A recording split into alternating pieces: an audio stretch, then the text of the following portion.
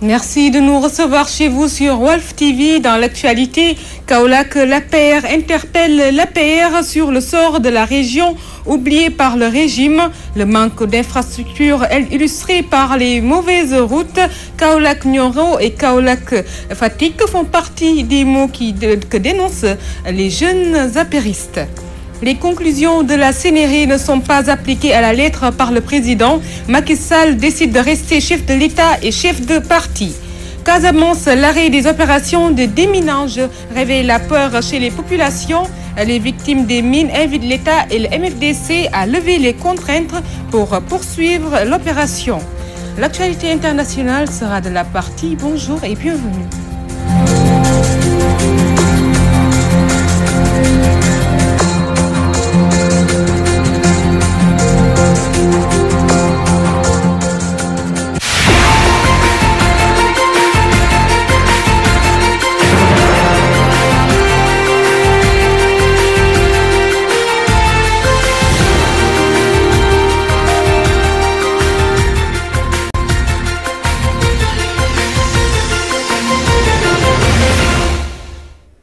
Kaolack, les jeunes républicains interpellent le président Macky Sall sur l'absence d'infrastructures sur KISS qui caractérise la région. L'état des routes Fatick-Kaolack, Kaolack-Nioro préoccupe également les jeunes apéristes.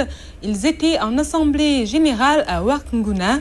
Daha Diallo, leur porte-parole, est avec Mamadou Martar Sarr. S'agissant de la meilleure considération de la région de Kaolack, je dis que dans un monde évanescent, qui perd ses repères, un monde qui est au soubresaut des conflits, on a toujours besoin d'une boussole. Le Sénégal, malgré sa laïcité, est un pays à 95% islamisé. C'est-à-dire qu'une région qui abrite les villes de Taïba Niassène, la ville de Porokhan Mamdiara Bousso, le quartier de Ndorong, le quartier de Medina Baye mérite beaucoup plus de considération de la part des autorités étatiques et politiques. En effet, ce qui est constant et non contesté est que le tronçon qui relie Kaolack à Fatick semble être oublié par les autorités politico-administratives de notre cher Sénégal. Et il y a aussi le tronçon Kaolack-Nioro, parce que Kaolack est une région carrefour. Au-delà du Sénégal, c'est toute la sous-région qui est intéressée. Ce qui fait que le président de la République, nous lui demandons solennellement, en tant que camarade de parti, en tant que quelqu'un qui a eu à faire ses études dans la région de Kaolack, de véritablement prendre en compte cette préoccupation majeure qui, au-delà du Sénégal, intéresse toute la sous-région. Pour aller en Casamance, on a besoin de passer par Kaolack. Pour aller au Mali, on a besoin de passer par Kaolack. Pour aller en Guinée, on a besoin de passer par Kaolack. Pour aller en Gambie, on a besoin de passer par Kaolack. Imaginez la commune rurale de Wakunguna, qui a 64 villages, qui n'a pas d'ambulance. Actuellement, si on a des urgences, notre hôpital reçoit en moyenne 100 personnes par jour.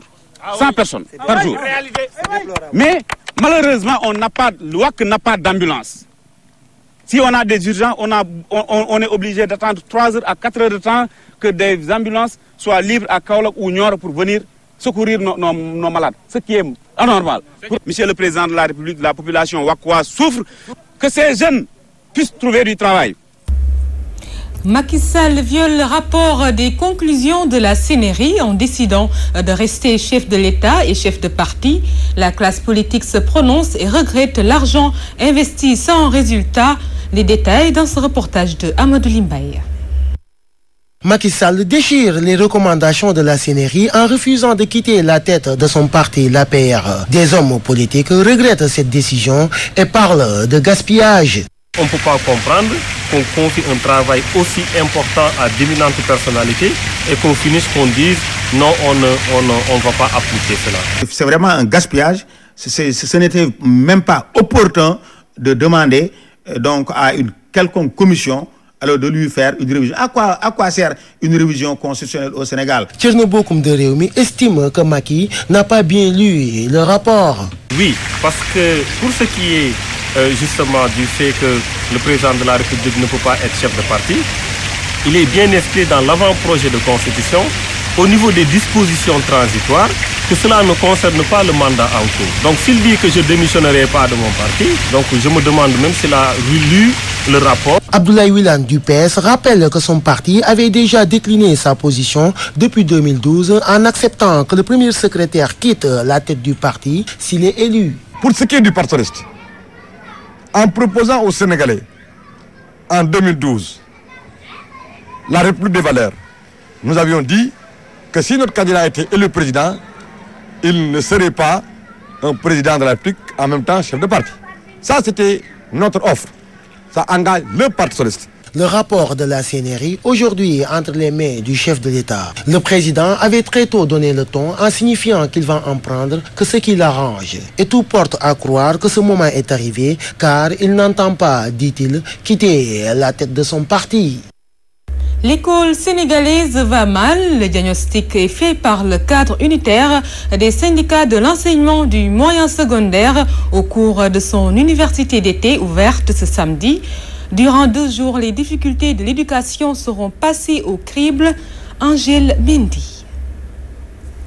L'école sénégalaise va mal. Le constat est fait par le QSEMS. Abdoulaye Ndoye et ses camarades soulignent les multiples problèmes auxquels le secteur est confronté.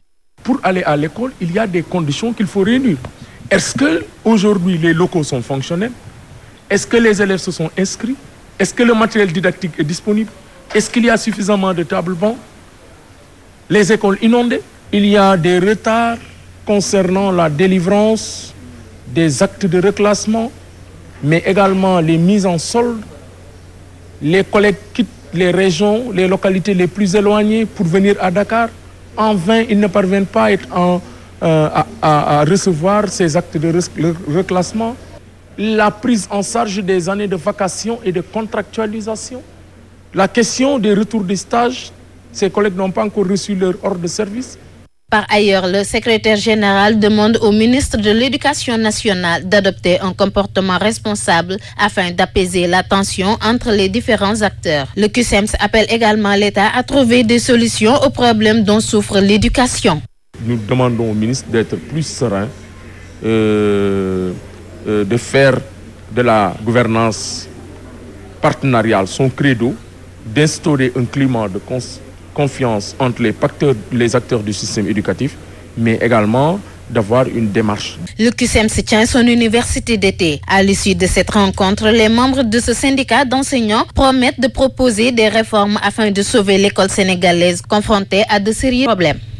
Angèle Mendy, les victimes des mines crient leur désarroi après l'arrêt des opérations de déminage en Casamance. Ils demandent à l'État et au MFDC de lever les contraintes pour débarrasser cette partie sud du Sénégal des engins de la mort. Papou Mané nous fait le point. Démarré il y a quelques années, le déminage de la Casamance bat de l'aile, une situation qui indispose les populations du Sud, au premier rang desquelles les victimes des mines. Ces dernières, qui ne trouvent pas de justification valable à cet état de fait, dénoncent l'arrêt des opérations de déminage en Casamance. Sarah Nigiata est le président de l'association sénégalaise des victimes des mines. Aujourd'hui, le constat est là. Nous savons bien qu'il y a de léthargie par rapport au déminage. Mais nous, en tant que victimes de mines, en tant qu'acteurs dans le cadre de la sensibilisation sur ces engins de mort, nous pensons qu'aucun prétexte ne saurait justifier le refus de préserver des vies humaines. Il est important que le déminage puisse être effectif au final de la Casamance si vraiment nous voulons sauver des vies, si vraiment nous voulons un Sénégal émergent. Nous pensons qu'il faut qu'il y ait un dialogue sincère avec toutes les parties prenantes afin que ce qui nous est arrivé ne puisse plus reproduire et que nous puissions nous débarrasser de ce fléau des mines au Sénégal.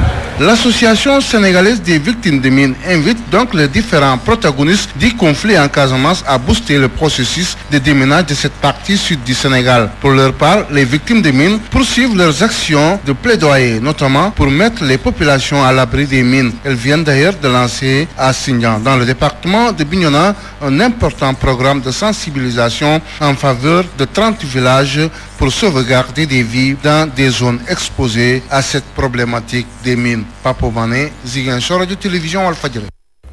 Papo Mané, merci. Sur l'international kenyan, un an déjà après l'assaut du Westgate et autres points qui seront développés dans l'actualité internationale avec nos confrères d'Euronews.